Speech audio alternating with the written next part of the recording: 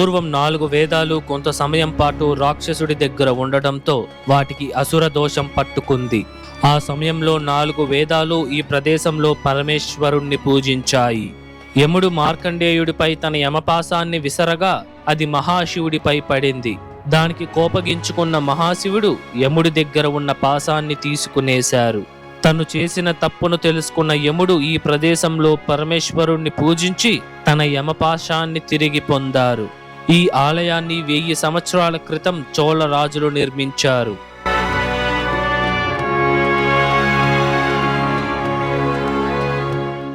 Hi, hello, నమస్తే, welcome to our channel ఆలయ యాత్ర.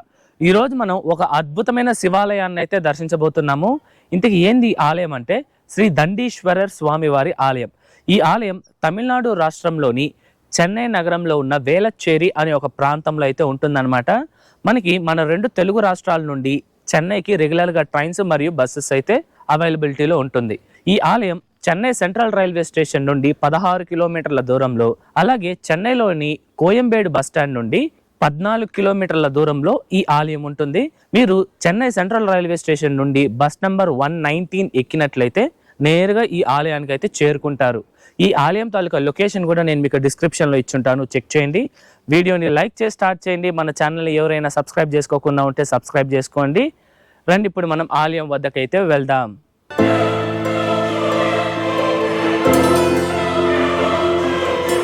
ముందుగా ఈ ఆలయం యొక్క టైమింగ్స్ విషయానికి వస్తే, ఈ ఆలయం ప్రతిరోజు ఉదయం 6 నుండి 11 గంటల వరకు, తిరిగి సాయంత్రం 4:30 నుండి రాత్రి 8:30 వరకు భక్తులకి అందుబాటులో ఉంటుంది. ఇప్పుడు రండి, మనం ఆలయం లోపలికి వెళ్ళి పూర్తి స్థల పురాణం తెలుసుకుందాం. పూర్వం త్రేతాయుగంలో సోమకాసురుడు అనే రాక్షసుడు బ్రహ్మదేవుని దగ్గర ఉన్న ఋగ్వేద, సామవేద, యజుర్వేద మరియు అథర్వ వేద అని పిలువబడే 4 వేదాలను దొంగలించి సముద్ర గర్భంలో దాచిపెట్టాడు. అప్పుడు శ్రీ మహావిష్ణువు వారు తన దశావతారాలలో మొట్టమొదటిదైన మత్స్యావతారాన్ని ధరించి ఆ రాక్షసుని సంహరించి వేదాలను తిరిగి బ్రహ్మదేవునికి అప్పగించారు. ఆ సందర్భంలో 4 వేదాలు కొంత సమయం రాక్షసుడి వద్ద ఉండడంతో వాటికి అసుర దోషం పట్టుకుంది. దాంతో ఆ వేదాలు వాటి పవిత్రతను కోల్పోయాయి. అప్పుడు 4 వేదాలు కలిసి ఈ ప్రదేశానికి వచ్చి పరమేశ్వరుణ్ణి ప్రార్థించగా స్వామివారు ప్రత్యక్షమై వాటిని శుద్ధి చేసి పూర్వ పవిత్రతను మరియు వైభవాన్ని తిరిగి ప్రసాదించారు.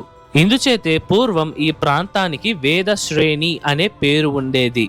మరియు పూర్వం ఈ ప్రదేశంలో యజ్ఞాలను ఎక్కువగా నిర్వహించేవారు. యజ్ఞాన్ని తమిళంలో వేల్వా అని పిలుస్తారు. ఇందుచేతే ఈ ప్రాంతానికి వేల్వచ్చేరి అని పేరు వచ్చింది. తరువాత అది కాలక్రమేణా వేలచ్చేరిగా మారింది. ఈ ఆలయంలోని మరొక స్థల పురాణం ప్రకారం ద్వాపర యుగంలో మార్కండేయ అనే గొప్ప శివభక్తుడు ఉండేవారు. ఈయన 16 వయసులోనే మరణించవలసి వస్తుంది. అలా ఒకానొక రోజు ఆయన మరణించవలసిన రోజు కూడా వచ్చింది. అప్పుడు యముడు తన యమపాశాన్ని తీసుకుని మార్కండేయ వారి వద్దకు రాగా ఆయన మరణానికి భయపడకుండా శివలింగాన్ని పూజించుకుంటూ ఉంటారు. అదే సమయంలోనే యముడు తన పాశాన్ని మార్కండేయ స్వామి వారి మీద విసిరేయగా అది పొరపాటున పక్కనే ఉన్న శివలింగంపై పడింది. దీనికి కోపగించుకున్న పరమేశ్వరుడు ఆ లింగం నుండి ప్రత్యక్షమై యముడితో చిన్నపాటి యుద్ధం చేసి నీకు అప్పజెప్పిన వృత్తిని నువ్వు సరిగ్గా నిర్వహించలేదు అని చెప్పాడు. మరియు యముడి దగ్గర ఉన్న ఆ యమపాశం లేదా యమదండ అని పిలువబడే ఆ ఒక్క ఆయుధాన్ని తన దగ్గర నుండి శివుడు తీసేసుకున్నారు. అప్పుడు మార్కండేయులు వారికి అమరత్వాన్ని కూడా ప్రసాదించారు. తను చేసిన తప్పును తెలుసుకున్న యముడు నారద మహర్షి సలహా మేరకు ఈ ప్రదేశానికి వచ్చి ఈ అద్భుతమైన తీర్థాన్ని సృష్టించి ఇందులో స్నానం చేసి ప్రతిరోజు పరమేశ్వరునికి పూజలు చేసేవారు. అలా ఒకరోజు యమధర్మరాజు యొక్క పూజకు మెచ్చిన మహాశివుడు ఈ ప్రదేశంలో ప్రత్యక్షమై యముడికి తన యమపాసం లేదా యమదండాన్ని తిరిగి అప్పగించారు. సృష్టి ధర్మాన్ని సవ్యంగా అనుసరించమని ఆదేశించారు. అలాగే పూర్వం సప్తకన్యగలు అనే 7 కన్యలు ఉండేవారు. వీళ్ళందరూ ఒక రాక్షసుని సంహరించడానికి బయలుదేరారు. కానీ వాళ్ళు పొరపాటుగా రాక్షసునికి బదులుగా ఒక మునిని సంహరించారు. అప్పుడు ఆ సప్తకన్యకులకు మునిని చంపిన దోషం పట్టుకుంది. దానికి వాళ్ళందరూ చాలా బాధపడ్డారు. అదే సమయంలో ఆ రాక్షసుడు ఈ దోషం కారణంగా సప్తకన్యకులు తనను సంహరించలేరు అనే విషయాన్ని తెలుసుకొని సప్తకన్యకల్ని అంతం చేయాలని నిర్ణయించుకున్నారు.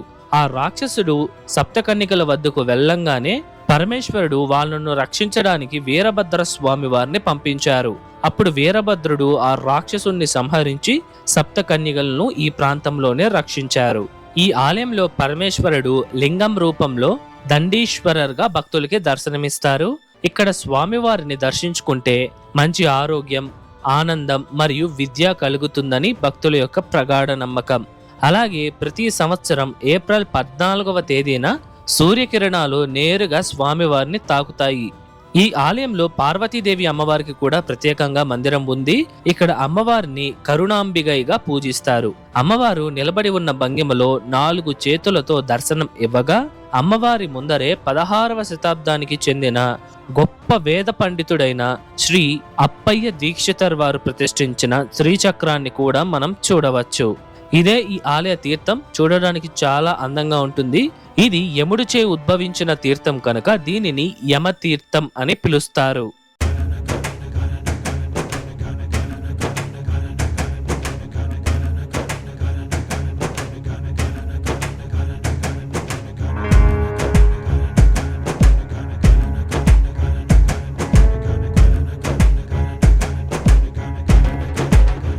ఇప్పుడు మనం ఈ ఆలయం యొక్క పూర్తి నిర్మాణ చరిత్రను తెలుసుకుందాం.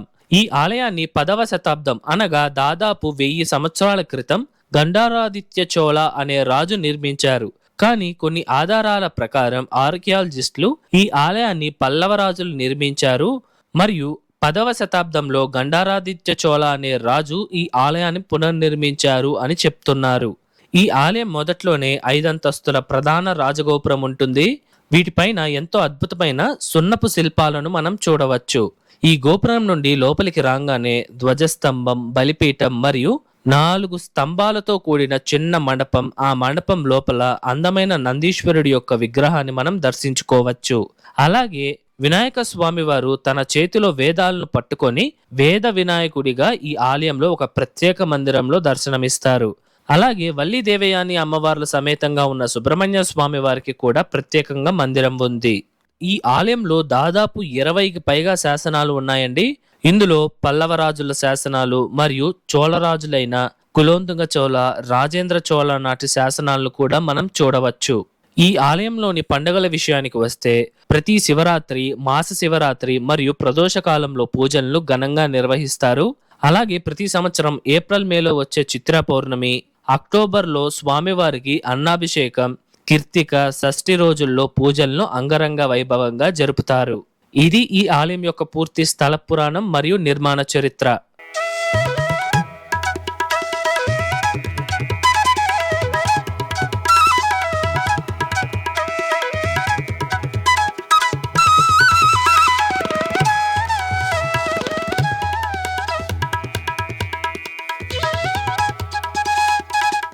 ఇదండి వాళ్ళ వీడియో ఎలా ఉంది, నచ్చిందా?